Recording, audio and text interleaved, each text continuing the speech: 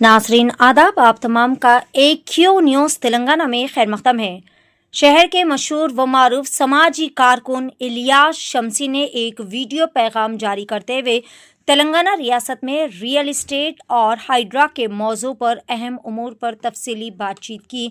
इलियास शम्सी ने अपने पैगाम में कहा कि जुबली हिल्स बाई इलेक्शंस के दौरान कांग्रेस पार्टी को हर जानिब से बदनाम करने की कोशिशें की जा रही है और बार बार हाइड्रा को एक सियासी हथियार के तौर पर इस्तेमाल किया जा रहा है। इन्होंने इस बात को वाज़ेह किया है कि ये सिर्फ तेलंगाना का मामला नहीं है बल्कि सारे मुल्क भर में रियल इस्टेट सेक्टर मुकम्मल तौर पर कमज़ोर हो चुका है। इनके मुताबिक मरकज़ी मोदी हुकूमत के इख्तिदार में आने के बाद से रियल इस्टेट इंडस्ट्री को ज़बरदस्त नुकसान पहुँचा है और तरक्की की रफ्तार तकरीबन रुक सी गई है। इलियास शम्सी ने मजीद कहा है कि हाइड्रा दरअसल अवामी फलाह व बहबूद के लिए ही मुतारिफ करवाया गया है, जिसके ज़रिए यहाँ पर नकासी आब को बेहतर बनाया जा सके और आवाम को बेहतर सहूलियात फराहम की जा सके। इन्होंने आवाम से अपील की है कि गलत फहमियों में बिल्कुल भी ना आए और हकीकत पर मबनी मालूमात पर यकीन करे, क्योंकि हाइड्रा का मकसद अवामी तरक्की और शफाफ निज़ाम की फराहमी है। आइए जानते हैं मुकम्मल तफसीलात। पेश है AQ न्यूज़ तेलंगाना की यह खास report. Jubilee hills by election है और हर कोई ये कोशिश कर रहा है कि किस तरह से कांग्रेस गवर्नमेंट को बदनाम किया जाए। दो चीजें, एक रियल स्टेट को और दूसरा हाइड्रा को लेकर यह कोशिश की जा रही है और यह बताया जा रहा है कि कांग्रेस गवर्नमेंट आने के बाद रियल स्टेट सो गया है। दोस्तों, रियल स्टेट की हकीकत क्या है, मैं आपको चंद रिपोर्ट्स के जरिए आपको मैं पेश करूंगा कि अकेले तेलंगाना में रियल स्टेट खराब हुआ नहीं है, बल्कि पूरे इंडिया में कौन कौन से स्टेट में रियल स्टेट के क्या हालात है मैं आपको बता दूं। देखिए, रियल स्टेट का अगर हम एनालिसिस करने बैठे तो मुंबई, पुणे, दिल्ली, बैंगलोर, हैदराबाद, चेन्नई, कोलकाता, गुजरात, केरला और अब उत्तर प्रदेश भी रियल स्टेट के मार्केट के अंदर अपना मुकाम बनाने की कोशिश कर रहा है।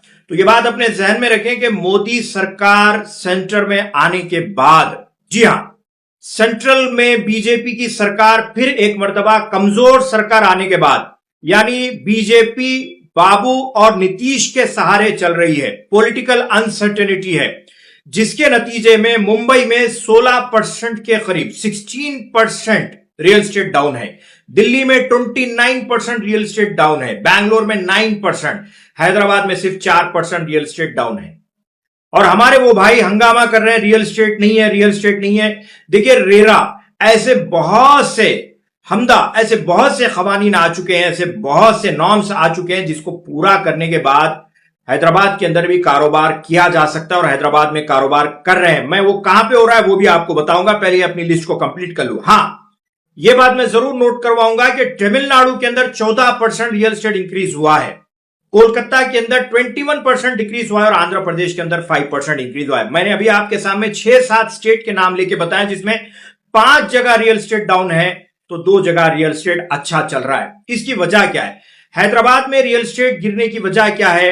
पूरे इंडिया में रियल स्टेट डाउन होने की वजह क्या है? तो सुनिए, एक वजह नहीं बल्कि इसके पीछे कई वजह है। सबसे पहली बात, प्राइस हाइक हो चुका है, यानी दामों को इतना बढ़ाया गया है कि आज वो लोगों की खरीद के बाहर हो चुके हैं। पॉलिटिकल अनसर्टेनिटी है, इकोनॉमिकल अनसर्टेनिटी है, जियो पॉलिटिकल टेंशन लगा है, कभी इसके साथ कभी उसके साथ। और हैदराबाद की जहां तक बात है, एक्सेस सप्लाई, यानी इतने प्लॉट्स भाई, इतने फ्लैट्स बन चुके हैं और इतने लोगों ने इन्वेस्टमेंट कर चुका है कि अब खरीदार मौजूद नहीं है। हर कोई खरीदेगा, हर कोई बेचने के लिए तैयार बैठेगा, तो फिर कौन खरीदेगा? यह बात अपने जहन में रखें। हां, प्रॉपर्टी के रजिस्ट्रेशंस में रेवंत रेड्डी की सरकार आने के बाद मैं आपको यह बात बता दूं कि जनवरी 2024 में अकेले एक महीने में रेवंत सरकार ने 3,293 करोड़ रुपए का रजिस्ट्रेशन के जरिए पैसा कमाया है, जो कि बीआरएस के जेर इख्तियार में सिर्फ और सिर्फ 2650 करोड़ का रेवेन्यू देखा गया था। इलीगल लेआउट्स को खत्म करने के लिए हाइड्रा लाया गया, इलीगल एनक्रोचमेंट्स को खत्म करने के लिए हाइड्रा लाया गया। हैदराबाद के अंदर अगर 10 मिनट के लिए बारिश हो जाती है तो फिर आपके गली नाली मोहल्ले मोहल्ला, फिर आप लोग ही सोशल मीडिया के ऊपर वीडियो शेयर करते हैं कि ऑटो बह के चले गया, कार बह के चले गई, हम 2 घंटे से जो है आईटी कॉरिडोर से हम निकले हैं, गच्ची बोली से हम निकले हैं, पानी भर गया, सिटी का डेवलपमेंट कहां गया? जब तालाब चेरू वो कब्जा हो जाएंगे तो फिर पानी जाएगा कहां पे? लाजमी बात है, रोड पे पानी रहेगा। रोड पे पानी रहेगा तो पानी के साथ आपको भी वहां पे, जब तक पानी अपना रास्ता बना के नहीं जाएगा, आपको भी वहीं पे रुकना पड़ेगा। यही वजह है हाइड्रा की, यही वजह तालाबों पर कब्जा बर्खास्त कराने की। बात कर रहा था मैं रियल एस्टेट की।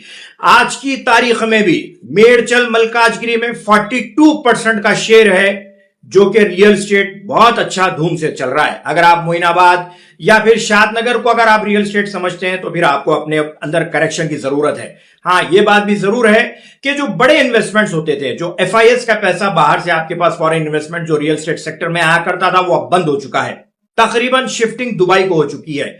बड़े लोग जो अपना पैसा इन्वेस्ट करते थे वो पैसा आज दुबई जा रहा है, जिसका असर अकेले तेलंगाना, अकेली रेवंत सरकार, अकेले तेलंगाना स्टेट को नहीं बल्कि पूरे इंडिया में फर्क पड़ा है। तो बात बताना यहां पर यह है कि रियल एस्टेट रेवंत सरकार के आने के बाद बैठा नहीं है, बल्कि रियल एस्टेट मोदी सरकार आने के बाद BRS के दौर से ही बैठा है। और यह रियल एस्टेट की शिफ्टिंग हुई है दुबई को, सिर्फ हैदराबाद से नहीं बल्कि पूरे इंडिया से। ये बात अपने जहन में रखें और 11 तारीख के दिन कांग्रेस के हक में अपने वोट का जरूर इस्तेमाल करें। हाथ के निशान को नवीन यादव को कामयाब बनाना आपकी जिम्मेदारी।